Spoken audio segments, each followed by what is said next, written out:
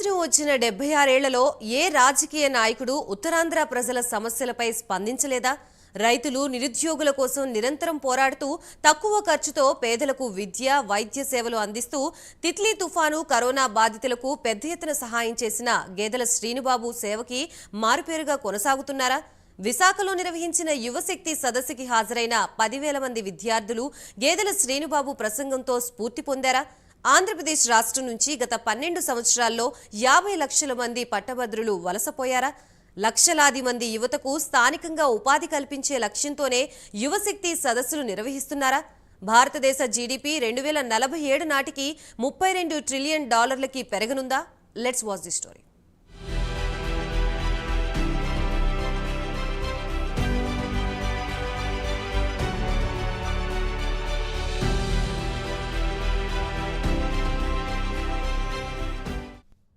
గేదెల శ్రీనుబాబు ఈ పేరు వినగానే ఉత్తరాంధ్ర ప్రజల కళ్లల్లో ఆనందం తాండవిస్తుంది.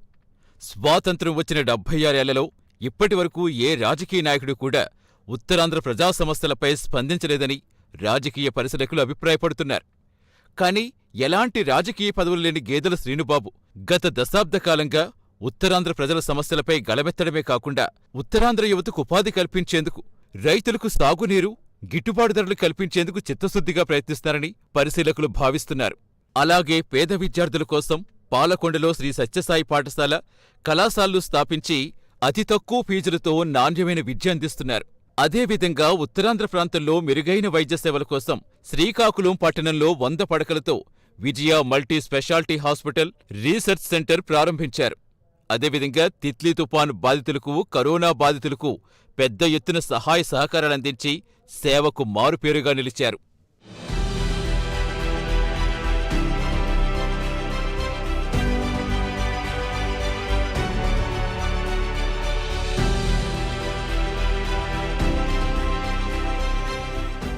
ఉత్తరాంధ్ర ప్రజల స్వరంగా మారిన గేదెల శ్రీనుబాబు తాజాగా విశాఖలో గురజాడ కళాక్షేత్రంలో యువశక్తి సదస్సు నిర్వహించారు. ఈ సదస్సుకి ఉత్తరాంధ్రలో ప్రముఖ కాలేజీలు, యూనివర్సిటీల నుంచి దాదాపుగా 10,000 మంది విద్యార్థులు హాజరయ్యారు. ఈ సదస్సుకి ముఖ్య అతిథిగా హాజరైన శ్రీనుబాబు మాట్లాడుతూ ఉత్తరాంధ్ర ప్రాంతం నుంచి గత 15 ఏళ్లలో 30 లక్షల మంది ప్రజలు వలసపోయారని, అలాగే ఆంధ్రప్రదేశ్ నుంచి గత 12 ఏళ్లలో 50 లక్షల మంది పట్టభద్రులు వలసపోయారని ఆవేదన వ్యక్తం చేశారు. అదేవిధంగా ఆంధ్రప్రదేశ్ రాష్ట్రం నుంచి 40 లక్షల మంది ఐటీ నిపుణులుంటే వారిలో 40,000 మంది కూడా ఏపీలో ఉపాధి పొందలేకపోయారని, మిగిలిన 39,60,000 మంది ఇతర రాష్ట్రాలకు వలసపోయారని గేదెల శ్రీనుబాబు ఆందోళన వ్యక్తం చేశారు. ఈ దుస్థితికి కారణం ఇక్కడున్న రాజకీయ నాయకులే అనే నిజాన్ని యువతకు వివరించి మేల్కొలుపుతున్నట్టుగా గేదెల శ్రీనుబాబు పేర్కొన్నారు.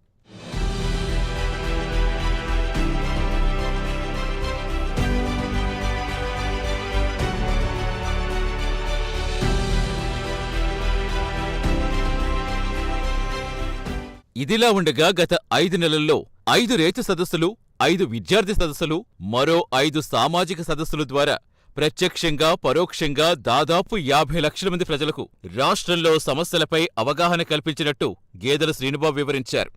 అలాగే రాగల 50 రోజుల్లో మరో 10 రైతు సదస్సులు, 10 విద్యార్థి సదస్సులు నిర్వహించి ప్రత్యక్షంగా, పరోక్షంగా మరో 3 కోట్ల మంది ప్రజలకు ప్రజా సమస్యలపై అవగాహన కల్పించడంతో పాటు 2024 ఎన్నికల్లో ఏ ప్రభుత్వం రాబోతోందనే అంశంపైన అవగాహన కల్పించనున్నట్టుగా గేదెల శ్రీనుబాబు వివరించారు.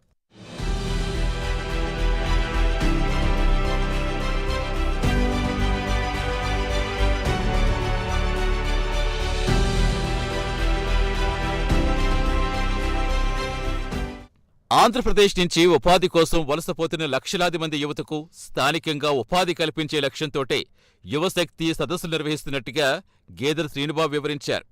ఇప్పటి వరకు ఆంధ్రప్రదేశ్ రాష్ట్రంలో నేటి విద్యార్థులే రేపటి వలసదారులు అనే దయనీయ పరిస్థితి నెలకొందని, రాగల రోజుల్లో నేటి విద్యార్థులే రేపటి పారిశ్రామికవేత్తలు అనే విధంగా యువతకు ఉపాధి, వ్యాపార అవకాశాలు కల్పిస్తామని శ్రీనుబాబు వివరించారు.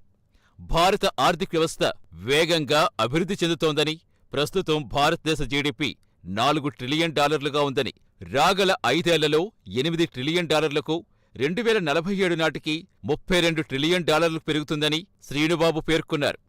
అలాగే ప్రపంచంలో అన్ని దేశాల కంటే అత్యధిక సంఖ్యలో యువ జనాభా భారతదేశంలో ఉందని, రాగల 25 ఏళ్లలో భారతీయ యువత పారిశ్రామికవేత్తలుగానో, మెరుగైన జీతాలు తీసుకునే ఉద్యోగులుగానో అభివృద్ధి చెందగలరని గేదెల శ్రీనుబాబు అంచనా వేశారు.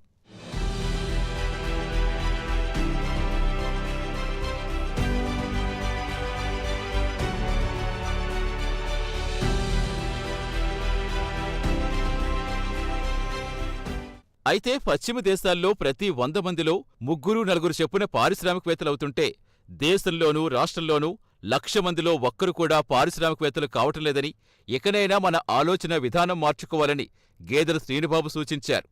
ఒకప్పుడు పారిశ్రామికవేత్తలు కావాలంటే సంపన్న కుటుంబంలో పుట్టిన వాళ్లకే సాధ్యమయ్యేదని, కానీ ఈ రోజుల్లో ప్రపంచస్థాయి పారిశ్రామికవేత్తలు కావాలంటే మంచి ఆలోచనా శక్తి ఉంటే సరిపోతుందని పేర్కొన్నారు.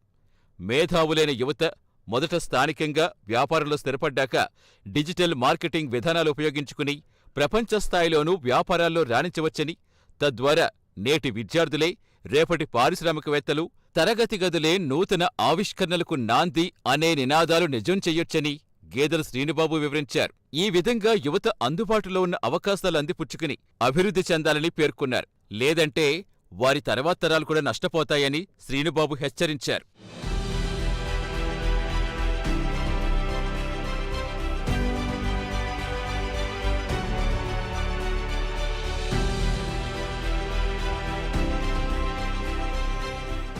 ఇదిలా ఉండగా ఉత్తరాంధ్రలో సహజ వనరులు పుష్కలంగా ఉన్నప్పటికీ పాలకుల నిర్లక్ష్యంతో దాదాపుగా 30 లక్షల మంది రైతులు, విద్యావంతులు వలసపోయారని శ్రీనుబాబు ఆవేదన వ్యక్తం చేశారు. అలాగే రాష్ట్రంలో ఏటా 5 లక్షల మంది గ్రాడ్యుయేట్లుగా ఉత్తీర్ణులవుతుంటే వారిలో 4,50,000 మంది ఉపాధి కోసం వలసపోతున్నారని గేదెల శ్రీనుబాబు ఆందోళన వ్యక్తం చేశారు. ఈ విధంగా గత 12 ఏళ్లలో రాష్ట్రం నుంచి 50 లక్షల మంది గ్రాడ్యుయేట్లు ఇతర రాష్ట్రాలకు, ఇతర దేశాలకు వలసపోవడానికి కారణం పాలకుల నిర్లక్ష్యమేనని శ్రీనుబాబు విమర్శించారు. అయితే వలసపోయిన ప్రజలు కొన్నేళ్లకు వయసైపోయి వృద్ధులు కాగానే వారి పిల్లలు వారిని అనాథాశ్రమంలో చేరుస్తున్నారని ఆవేదన వ్యక్తం చేశారు.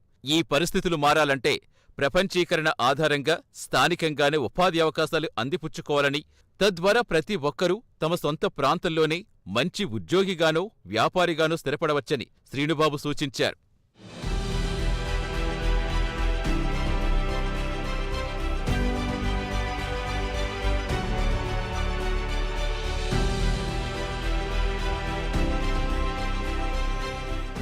ఉత్తరాంధ్ర ప్రాంతం నుంచి ఏటా 1,00,000 మందికి పైగా గ్రాడ్యుయేట్లు ఉత్తీర్ణులవుతున్నారని, కానీ వారిలో కేవలం 2,000 మందికే స్థానికంగా ఉపాధి లభిస్తోందని, మిగిలిన వారంతా ఉపాధి కోసం ఇతర రాష్ట్రాలకు వలసపోతున్నారని గేదెల శ్రీనుబాబు పేర్కొన్నారు.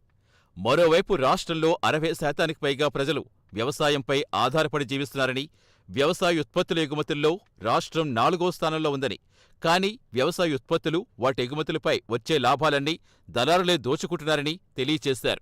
ఈ నేపథ్యంలో విద్యావంతులైన రైతు బిడ్డలు డిజిటల్ మార్కెటింగ్ ద్వారా వ్యవసాయ ఉత్పత్తులపై లాభాలు ఆర్జించవచ్చని, అదే సమయంలో వ్యాపారవేత్తలుగా అభివృద్ధి సాధించవచ్చని శ్రీనుబాబు వివరించారు. ఒక సామాన్య రైతు కుటుంబం నుంచి వచ్చిన తాను కష్టపడి చదువుకుని ప్రస్తుతం ప్రపంచస్థాయి పారిశ్రామికవేత్తగా రాణిస్తున్నానని, యువత తనను స్ఫూర్తిగా తీసుకోవాలని గేదెల శ్రీనుబాబు సూచించారు.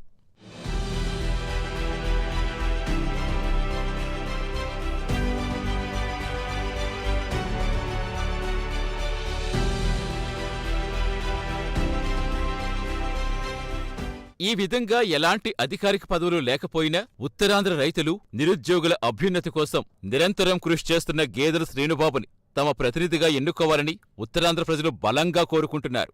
మరోవైపు గేదెల శ్రీనుబాబు కూడా ఉత్తరాంధ్ర సమస్యల పరిష్కారం కోసం పార్లమెంటులో అడుగుపెట్టాలనే నిర్ణయానికొచ్చినట్టుగా తెలుస్తోంది. ఈ నేపథ్యంలో సేవకు మారుపేరైన గేదెల శ్రీనుబాబు ఏ పార్టీ తరపున పోటీ చేయబోతున్నారనే అంశంపై అటు ఉత్తరాంధ్ర ప్రజల్లో, ఇటు రాజకీయ వర్గాల్లో తీవ్ర చర్చనీయాంశమవుతోంది. చూడాలి మరి ఏం జరుగుతుందో.